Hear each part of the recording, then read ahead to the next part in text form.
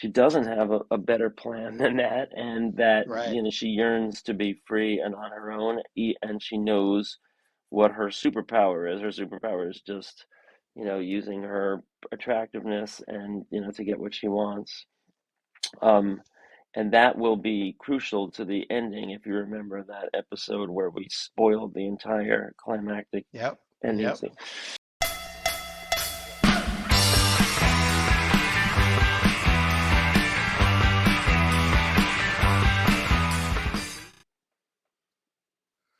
All right, everybody. Hi, and welcome to another episode of The Making of Turbo Pit Fighter, a graphic novel that I'm making with my buddy Kurt here. My name's Jake Jacobs, and this is Kurt, the inker. Hey. We Hey. Yeah, we're doing our 40th episode today, and we had a special holiday episode last time where we were working on some pinups, and as you can see, we're continuing today. I'm gonna try to bounce around and start story page number 11. Um, and as you can see here, we have a lot of sequential pages here laid out. You get the idea. And we're making a comic called Turbo Pit Fighter. And it's based on excuse me, a strong female. And it's a sci-fi post-apocalyptic action slash love story. And we're really excited to be getting this project off the ground finally. And so we made this podcast so that we can create it for about almost an hour a day, a week, and discuss cool things as we do it, such as the world of comics. So tune into to these episodes anytime you feel like listening, and don't forget to listen to our other series on Commandy, The Last Boy on Earth. We've been going over issue by issue, and we're going to be posting issue number 14 in the next couple of days. So, Kurt, how was your 2 days since we last spoke? Fantastic. Yeah, I was Okay. really uh I really enjoyed just having this kind of a break away from the pages. So I'm finally getting to uh, ink your pinup, one of your first pinups for Turbo Pit Fighter.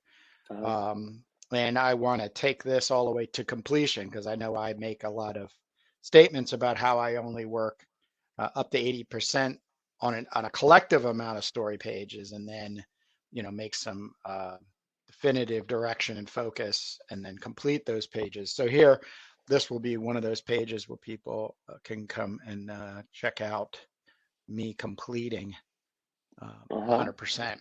So they get an idea of what those completed um, Keeping it 100. sequential pages will be like. Right. Yes, and the sequential pages that are finished are awesome, but you have a way of working where you do about 80% and then you revisit it, which I think is smart because it's always great to look at it with a fresh set of eyes. Well, you Um, got so much growth as an artist. I mean, over 28 pages, and we've been at this since May of this year, 2022. So, and I have a lot of like ideas about inking, and they're more than just pen and ink, mhm. color pencil, graphite, just to get, because we're doing a black and white book, just to get those values to come through, instead of having it open for color interpretation. So I've been messing around with some other things, but I don't want to drag them in and cause some Mhm. confusion. Yeah, I'm excited to share, experiment right here on this pinup, some of my ideas. Yes, and I'm drawing some defeated opponents here in a pit fight, and I'm just kind of like laying out the basic sketch work here, but um, I'm probably gonna move on to page 11 to get. I want to get back into the story, so I'm gonna probably divide my time. But the thing about pinups is, it's kind of like brain floss, where you can break up the tedium of just doing penciled pages one after the other, but they're very useful for, a lot of times they're used for the back of the page, back of the comic filler. I think they're more useful probably as ads in other magazines, whether those are in the same line of comics or you do an indie comic swap. Hey man, let's run each other's ads, or or I guess, you could even pay for space in another comic if you want to try to draw that audience, and they do it that way. That isn't unheard of. But when you make these pinups, it's like it could morph into a cover, or it could maybe just leave some space open so that you could add graphics later. Um, and Stan Lee, Jack Kirby, they ran pinups that were supposedly the actual pitches for the original pitches for the superheroes. And I'm talking about going back right to the beginning, Fantastic Four but numbers one, two, three, four. They had pinups that they were running consecutively, and the book I'm reading, called Stuff Said, says that they believe that those pinups were the actual pitches that were made, to Martin Goodman when he got the series approved, and then they just ran them to fill pages because they were on a breakneck schedule. So any of that stuff is possible, and we can do the same thing. We can hold it for pinups, and then nowadays, you could sell it as original art. You could offer it as a downloadable poster, NFT, whatever you want to do, you can do it. It's great to have content. Um, Another thing is printing them out as prints and selling them at convention tables, or selling them, through the mail, through your comics, whatever it is. You can. There's nothing wrong with trying it out and seeing if you can get paid for your art, seeing if you can, get your wares out there.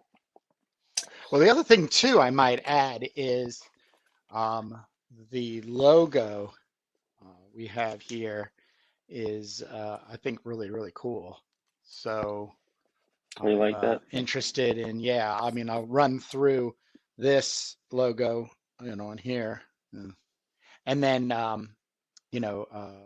break it out and then start working on another one. Because the logo we have right now is not the official logo, though we're offering T-shirts. There'll be an ad at the end. There's a link in the description, blah, blah, blah.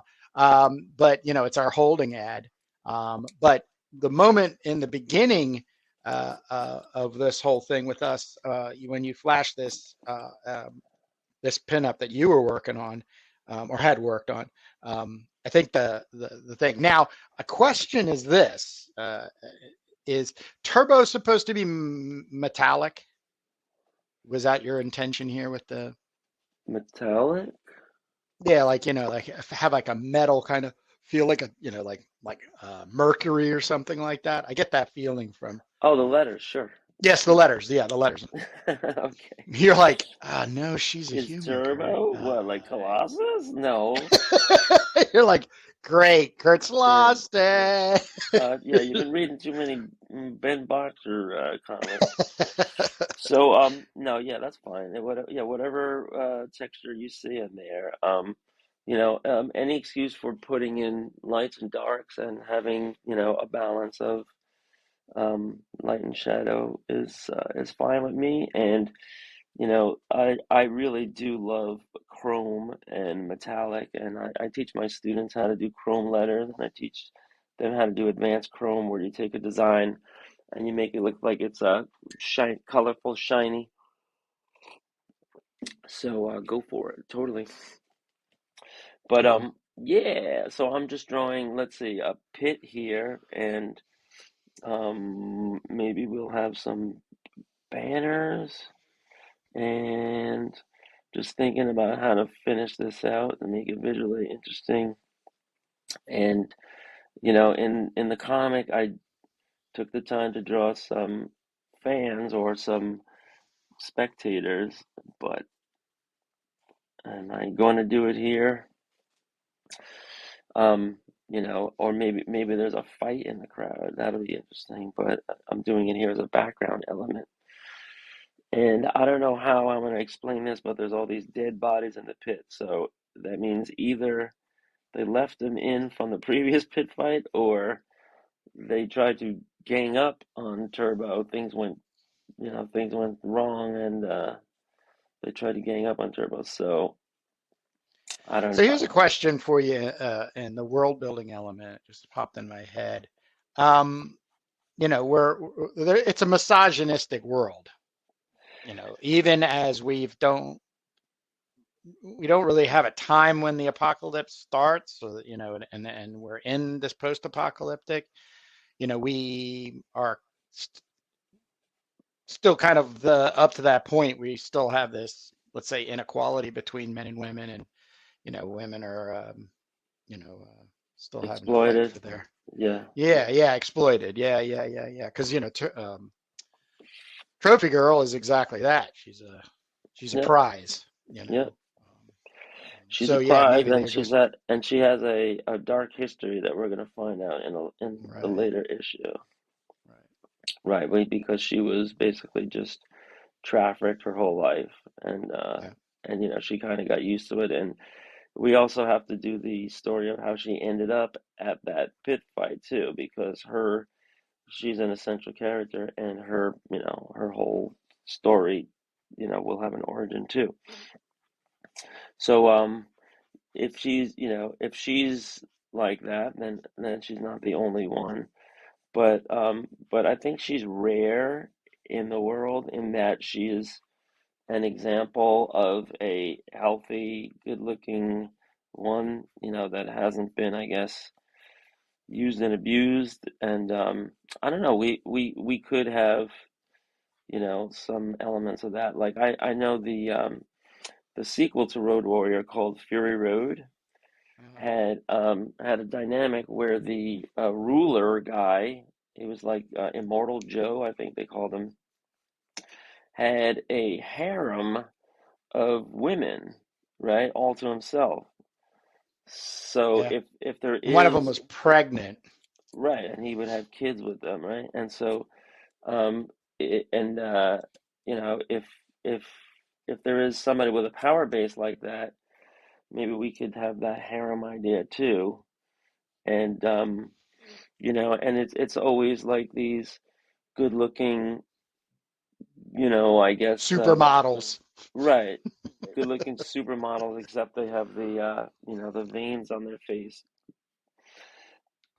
And and then we're going to meet some strong female characters that are part of the resistance, including Elevena and her prison gang. And they're going to, be the counter to that, where they're independent.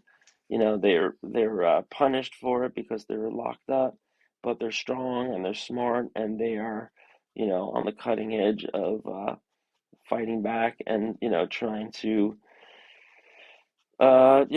repair society by developing, weapons, and plotting against the powers that be. We have to explain who is imprisoning them. So maybe we'll explain that was a prison that was built and established by the Dehubertans, but then was taken over by the RM, you know, because the Dehubertans would have had the money and the technology and the wherewithal to build the giant mecha that guard it. And I don't know if maybe part of the story can be that the mecha are not used. Oh, that could be a cool climactic part. There's this big mecha there, and it's not used because um, they don't have the keys to it, let's say.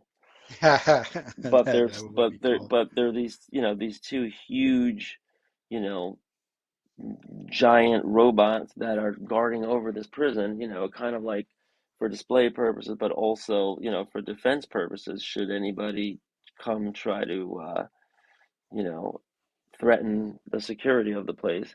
And when they get double crossed, maybe Elevena's last stand could be that she has the keys to the she figured out the keys to the mecha, right? They snuck in and they created, whatever security device was needed to activate it, and maybe they can activate the mecha, and then that could be part of their glorious finale.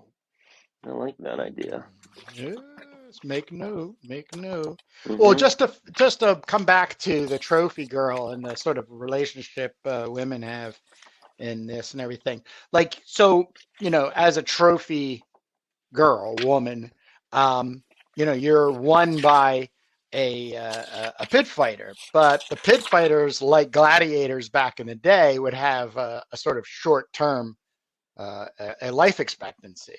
Hmm. So if the pit fighter who, let's say, is the reigning champion and might even have one or two, if not a harem, in trophy girls, women, Yeah.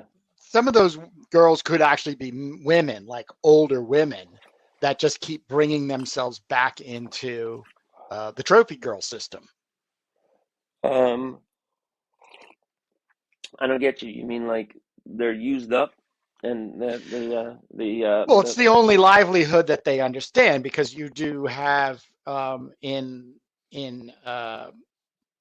trophy girl, our trophy girl right now is sort of like uh, um, coming in through the storyline is she's kind of reluctant. She wants to get off. She wants to be more like a high class call girl in the big city or something like that. She doesn't like this whole stripper type of element of life and being abused and yeah. such.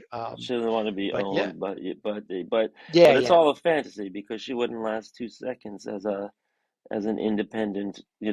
girl in this landscape, So it's like her it's her solution, but right off the bat, I mean, she won't even confide that to Turbo. She'll only confide that to um, the men at arms, and he'll probably shoot it down right then and there. So that will never go anywhere. But just her expressing that will tell us a little bit about her. Her character is that she doesn't have a better plan than that, and that Right. she yearns to be free and on her own, and she knows what her superpower is. Her superpower is just using her attractiveness and to get what she wants. um and that will be crucial to the ending, if you remember that episode where we spoiled the entire climactic Yep. ending Yep. scene. um so yeah, I'll people that watch the episode can find out the very um, the very exciting end to this whole graphic novel. Here is the roadmap right here, and I'm not going to hold it still in case anybody freeze frames it. No, I'm only kidding. Um, so yeah, just to let you know, because we're working on this together.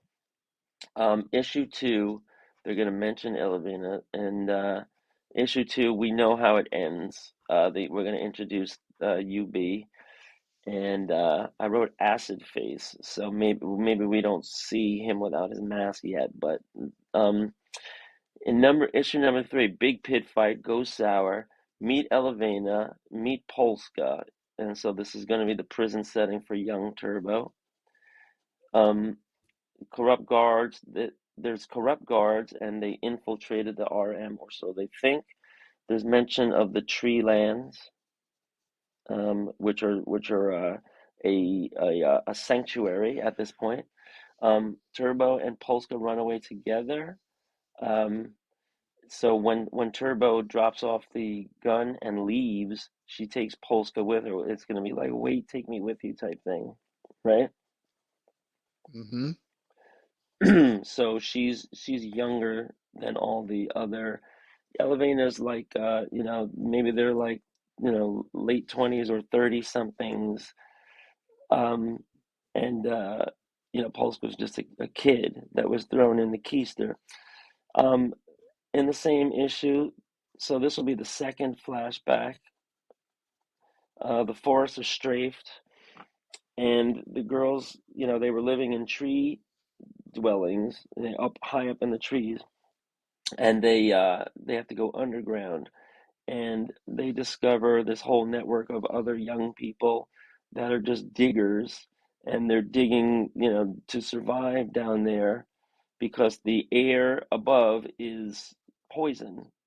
And so there'll be, radioactivity and chemicals, and it just be uninhabitable. So, because Turbo is a glower, um, this is when maybe she realizes, and others around her realize that she's a glower.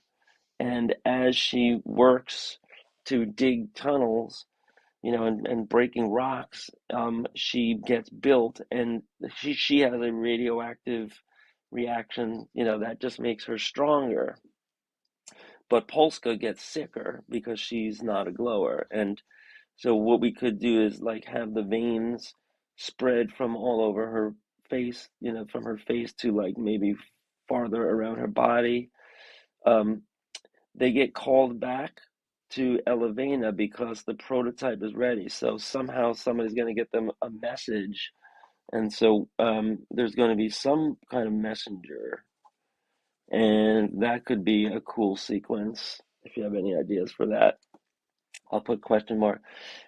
We're going to see UB's cruelty, and when we have older Turbo, the pit fight is going to be climactic because they break on the way out. Yeah, the pit fight is going to be climactic because it went sour, and they also, had to fight off not just the the other side of the pit fighter and their entourage, but also the fans and the people who run the venue.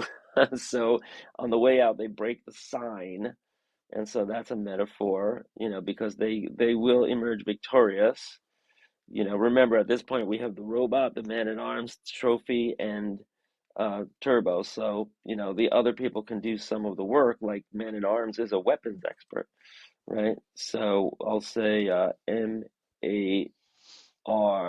M-A-A equals weapons, right? He can just announce at the very end that he's got the whole place booby trapped, right? Or something like that. Um, Sometimes a lot of work. Oh, and so, but they have to ultimately walk out of there with some of the peas. So they will get their hands on peas because that's the whole idea of doing these pit fights, because that's the money of the time and the fuel for the vehicles and the weapons. Sometimes a lot of work for nothing, but survival is more important than anything. What did I write that for? Is So, somebody saying that? yeah. I Trying think to that's be, the last panel. That's my last Stan and Jack panel. Sometimes a lot of work for nothing, but survival is more important than anything. All right, it's kind of whatever. like that quasi-moral. Right. So that is there's a lot going on, because especially in flashback. And so we will have this we will have two sequences in current time, and then um, these this kind of progression of things in the flashback time. So young Turbo is slowly taking over here, and this is going to be the origin of young Turbo getting built, right, built up, and the introduction of glower and non-glower, and the immediate physical reaction to radioactive elements, and the elasticity of like evolution in somebody's body. And I'm also going to have Elevena working on glower physiology. That's a big word to fit in here. Physiology. And the other issues I'm just going to skim here, but issue 4, Elevena produced weapons can launch an attack on the RM. Here you can see this mecha I drew. I don't know if you can see this, a little scroll, but um, Elevena produced weapons can launch attack on an RM need intel and for all the fighting forces to coordinate. Turbo gets one pistol. She has a pistol and the mold. And the mold, of course, is more important than the pistol. And the mold will get to the resistance, and they will, um, defeat the RM, whether that's unseen or not. That will be in between the young Turbo and old Turbo times. And the problem is, though, that makes the entire land lawless because RM was the security force of the day that I guess took charge, and they didn't, not that they gave anybody any rights, but it out of the frying pan into the fire type thing. Polska dies in this issue. Trophy reveals her sordid past. She gets philosophical. Ike's wife dies, so Mr. Ike is the man in arms, and his wife dies because this is going to be a little sequence where they come under attack and they don't know who it is, and it turns out to be Ike's wife, and they find out after she's dead. Um, we're going to see that Trophy has a foot brand, and there's a pit fight this time so that Turbo wins a slot in the Nationals. So we could develop this issue. We do have some pages here where in the current time we can make that pit fight interesting. And why would that pit fight be, more interesting than the pit fights from before, right? There is a pit fight in that issue. Issue 5, Elevena. Oh, okay. So now Turbo is headed towards the Nationals, and UB is also going to be in the Nationals, and we're going to see him progress from fight number 1 to fight number 2. This says plus. Oh, so young Turbo is going to do her first pit fight out of necessity and to avoid sex abuse. I have a note there. Then they trap Turbo with the gun mold. So here she'll be in the tunnels, and possibly she survives, escapes, helped by a mute girl with one last shot. So that's going to be a new character, Mute Girl. Hmm. All a setup, monitoring everything. Right. So the woman, so we find out that, so she goes back to the prison. We find out that they've been compromised. It's all been a setup. They've been monitoring everything. They know about the technology of the gun. They want it. They know about her research with glower physiology. They want that, how to make them an army of super, race. Because of this, Elevena hands off the mold. Turbo is her last hope. She's like Obi-Wan Kenobi. Um, Turbo is the last hope. Elevena knows that the jig is up. She trusted the trusted guard that was letting her get over is killed. And so Elevena knows the jig is up. She summons Turbo. She hands off the mold. She has some of these guns and they use them, but the fighting force is too much. I had to take the chance because I trusted you, Turbo.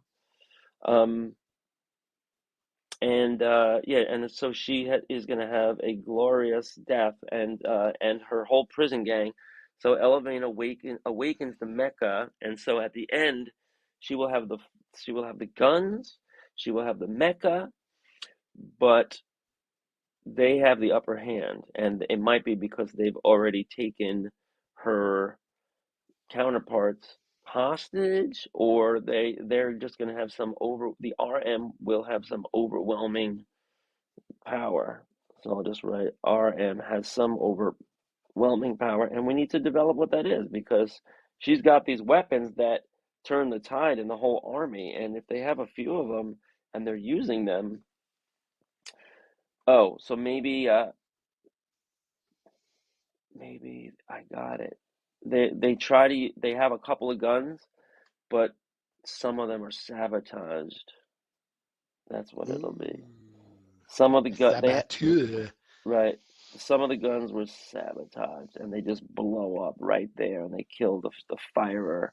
Right? There's just like a plug in them.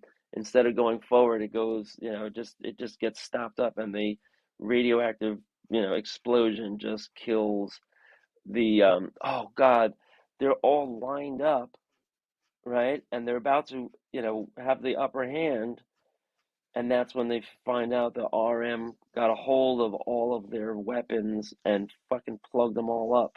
Ooh. And then we find out, right? So they all explode. And that'll be a terrible moment for Elavina. Um, all of her pals explode at the same time because they all fire. She says fire, and they all blow themselves up, Oh, and wow. the guns. And so Elavina will have one other gun that was on her. So Elavina had a gun on her. Yeah. So it's good to do this every once in a while. Had one gun on her, so she can make a spectacular escape towards the mecha. And she had her plan is to um, awaken the mecha. Maybe she'll say like it wasn't developed fully. I don't know if I could control them, but she has no other choice but to activate them, and so she'll be able to partially control them, but obviously she'll die, and so she won't be able to use all the functionality of the mecha, and they will take her down, whether it's helicopters or tanks or whatever they got. So yeah, there's a lot to think about here, and there's a lot to do. The last issue will be Turbo is going to face the UB and in the nationals. They both work their way up to the top to the last battle, and there will be a lot of corruption and a lot of reasons to believe that it's not going to go smoothly. So what did I write? How are M family taken out of power? And the strafings, weapons recreated from the mold. The mold did survive. Resistance wars, 8 years. We're going to do anyway. Oh, we're going to die anyway. Right. So murders opponents. Only Turbo is left. Oh, so everybody else will be killed, and Turbo is the only one surviving. All the other opponents are either defeated in pit fights or just murdered as part of this siege, right? There's another siege, and that could be the UB's forces. UB forces his force. Oh, by the way, his force is going to be the crosshatchers, What? and their skin is all crosshatched. What? Yeah, they that's how they Like tattoos? know, like cuts and like they or branding or cutting, but they have indelible crosshatch their bodies. Yeah, that'll be fun to draw. I don't know how we're gonna Whoa. do it. So they're called the crosshatchers, and that's how they know that they're committed because they crosshatch their body. So we Hmm. actually have to do that at in the beginning of at the last 3 pages of issue 2. So we're doing the crosshatchers at the end of this comic. The last note I have here is looks bad. Ike is dying. He has one last quill for an RM, uh, and then that enables Trophy Girl to get uh, free, and it turns out that she has a gun. She has a one last gun, and she shoots UB as Turbo is knocked out. So that's what I got for the climactic ending. And there is going to be a scene where are you hello? Yeah, I'm here. Oh, I'm here. good. Yeah, you're in my other I'm ear now. totally in. I just had I'm to say. inking and then I'm absorbing because you're revealing a lot of This like is it. new This is the stuff whole here. roadmap, man. It's This is the. great. All right. God damn, it's great. Yeah. So trophy in one sequence when everything's going crazy, and the fighting starts, and there's like this massacre. Um, you know, Trophy is going to go into a bathroom or a coat room with a high up guy and says, "We're going to die anyway," and seduces him. And she's going to convince him that she just wants one last sex romp, and she's just gotten, so used to sex that she needs it bad.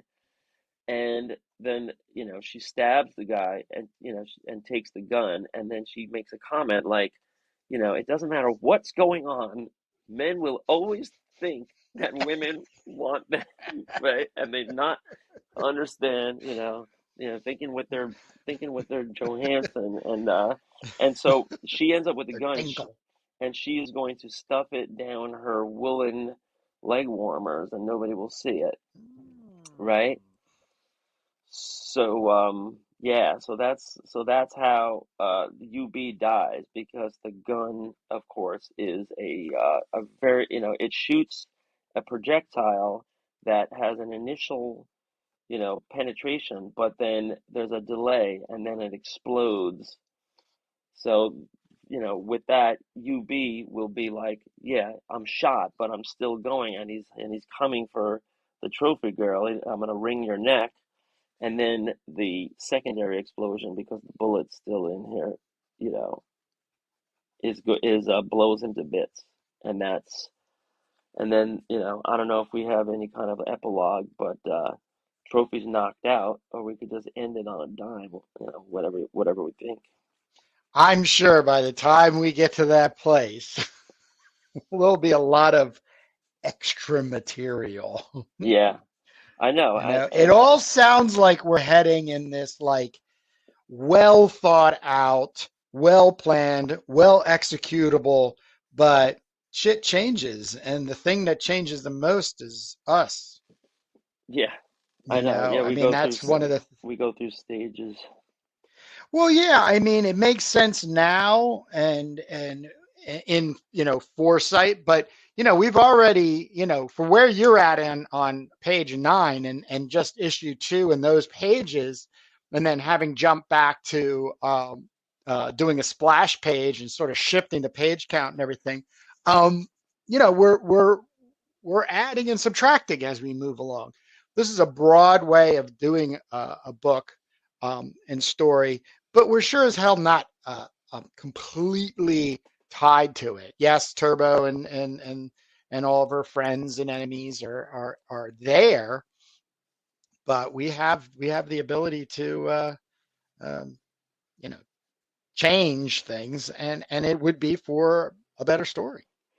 Yeah, and I kind of glossed over. I mean, there's gonna be some epic death scenes here. We got Elevena's death, we have Polska's death, and A lot of people dying.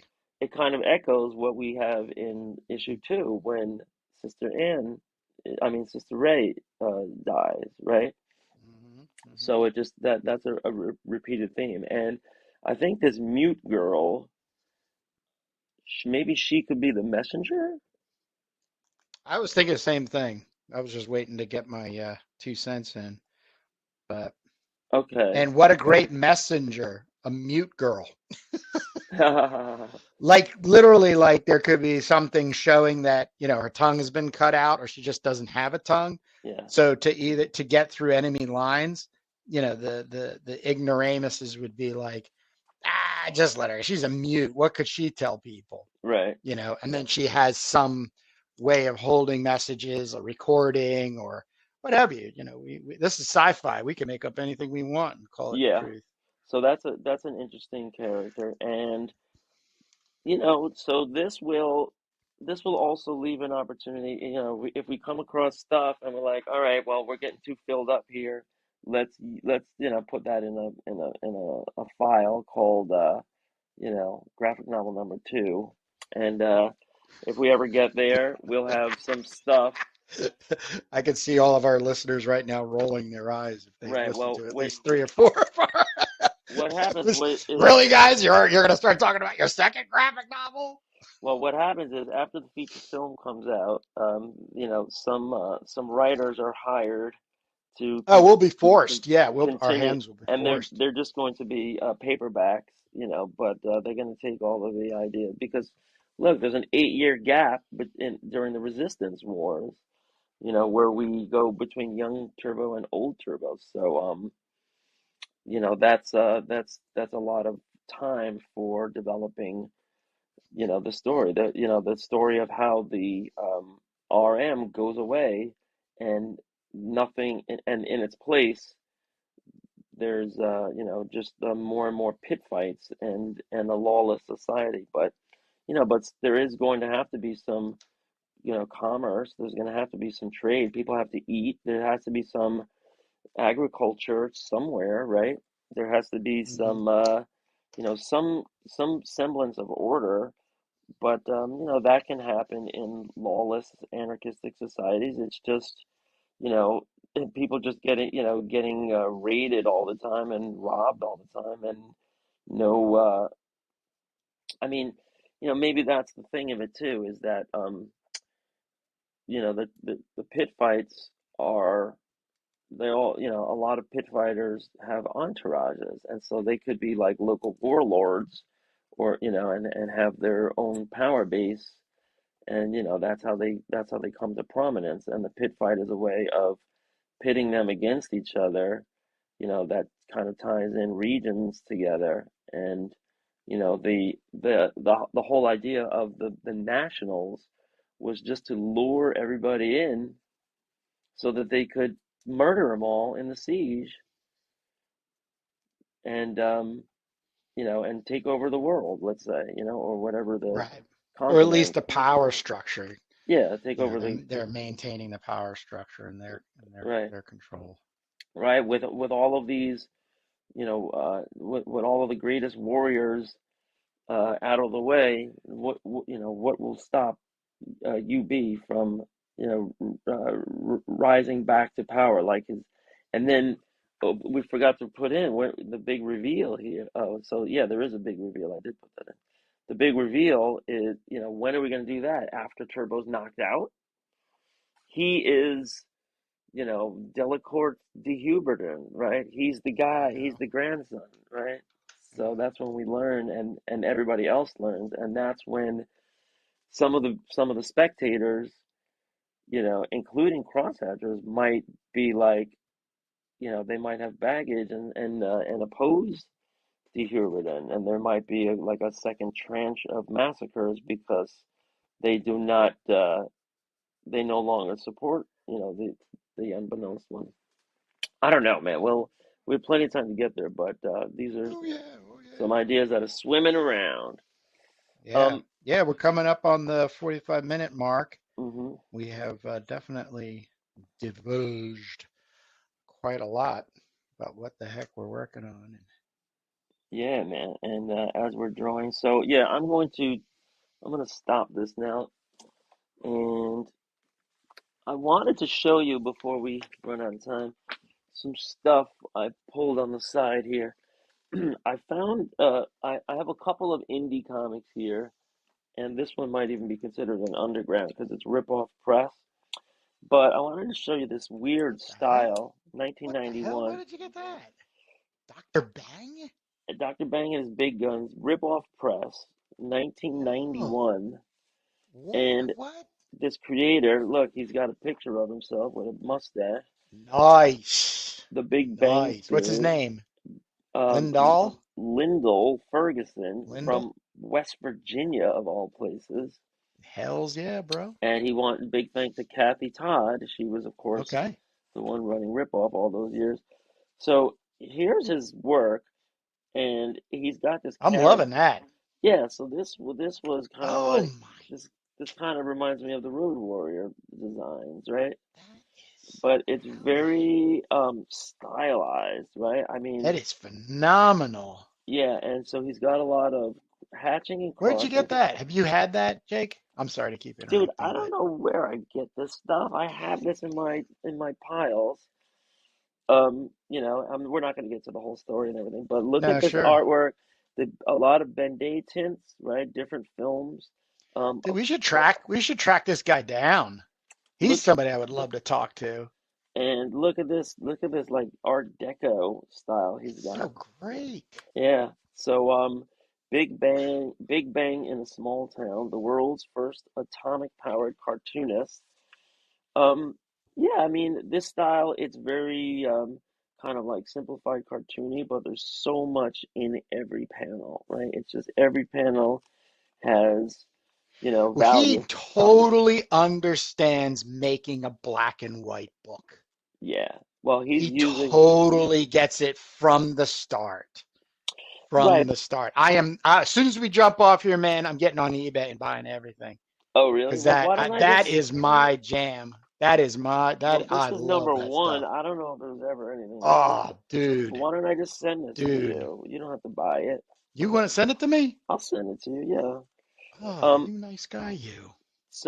yeah, so I mean, he has a lot of great value on the page, but he doesn't just use black and white. He uses a lot of tints and textures. And it isn't usually when undergrounds do that and they have like competing patterns of hatching and competing cross hatching and competing stippling and all these things compete. It usually, looks like it's not very seamless because they compete with each other. But he does it. He does a pretty good job here. You got Dude, your he Kirby dots and that is stippling so tight. and then different types of hatching. And it's funny like the backgrounds, they're just like kind of like Doctor Strange backgrounds, right? Like anything goes That is backgrounds. awesome. Right. So what I have I been won't on a I won't chase down for cosmic comics. That's my thing right now. so no mercy is his tagline. So I won't go over the last pages so I can send this to you. Oh look, Oh, thank you. he's got this other style in the back. Look at What? this. You see how he goes more for the gray tones? This looks like it could even Yeah, be washes. those are one or airbrush. Not airbrush Can't really probably. It see from the. could be gray markers. Um, Oh, I can't. Yeah, I can't really can't wait to. yeah, but that didn't reproduce as strongly because it's colorful. It's like, kind of crappy paper. Um, what do you think of this? This is The hell's that? A Tops comic, and it says Super Deluxe Kirby Chrome trading card inside. What's it called? This is Kirby and McFarlane. No, what is it called at the Say top? I can't it's see the tag. it's Oh, Satan 6. Satan's Sick. So Whoa, this comes out after Kirby's dead, and it has this cover which looks like Kirby pencils, and it looks like a group. Look, there's this evil looking guy, there's this gargoyle guy, and this chick, and this Irish looking guy or whatever, and this African guy. And what is going on here? And then this dude with the sword. What is this? So this is Kirby and McFarlane, and Tony Isabella, Long John Cleary, Armando Gill, plus 8 pages by Jack Kirby, All-Star inker Terry Austin, Steve Ditko, Frank Miller, Mike Royer, and Joe Sinnott. So what the hell is going on in here? This came out from Topps with special thanks to Roz Kirby, Walt Simonson, Jackie Estrada, Tom Orchowski, Modern Design, and Terry Fitzgerald. You open it up, and this is that's crazy. who is doing the art? So then you open this up, and who's this artist? I don't even know. This is like image stuff. But Yeah, they took his characters, they made a story, and then it looks like some Kirby pages are interspersed, right? I mean, yeah, this looks like it was Kirby and somebody inked it. yeah. Like could even be Terry Austin. So there's a couple of pages here.